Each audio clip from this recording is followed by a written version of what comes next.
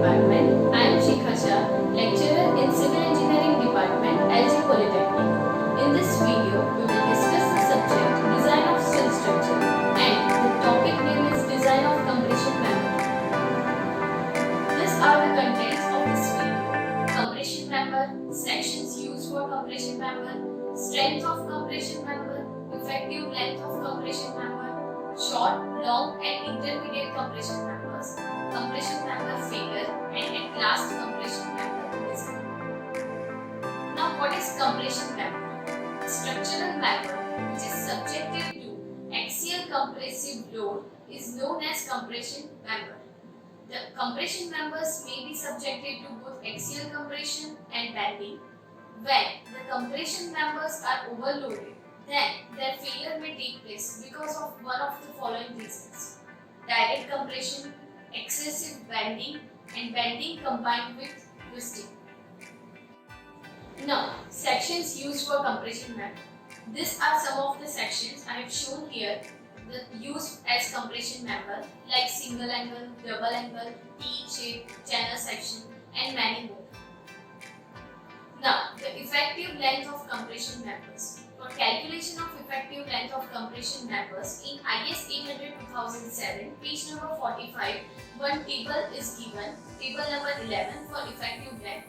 When the both ends of column are fixed, when both ends of column are hinged, when one end is fixed and one end is free, and many more conditions, then the equations according to that conditions are given in this table.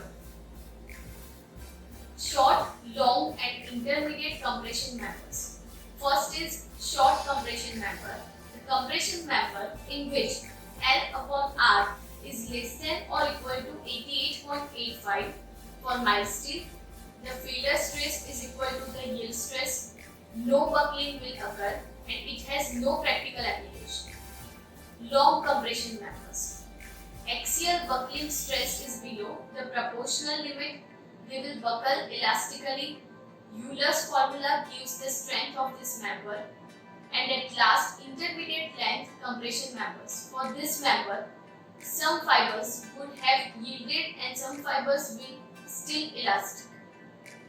Compression member failure. The failure of compression member occurs because of the following reasons. First, due to flexural buckling. It is the primary type of buckling, also known as Euler buckling. The members are subjected to bending or flexure when they are become unstable. Second is local buckling. This occurs when some part or parts of the section of column are so thin that they buckle locally in compression before the other modes of buckling can occur. Last is torsional buckling. These columns fail by twisting or torsion or combined effect of torsional and flexural buckling. Now, the compression member design. The design of compression member is given on page number 34, IS 800-2007 as shown here, and it is given in clause number 7.1. The equation is PD is equal to E into FCD, and the design compressive force P should be less than the design compressive strength P, where E is the effective sectional area as defined in above section. FCD is the design compressive stress. The value of FCD is calculated by the equation as shown here: Fy divided by gamma and O divided by phi plus phi square minus lambda square raised to 0.5.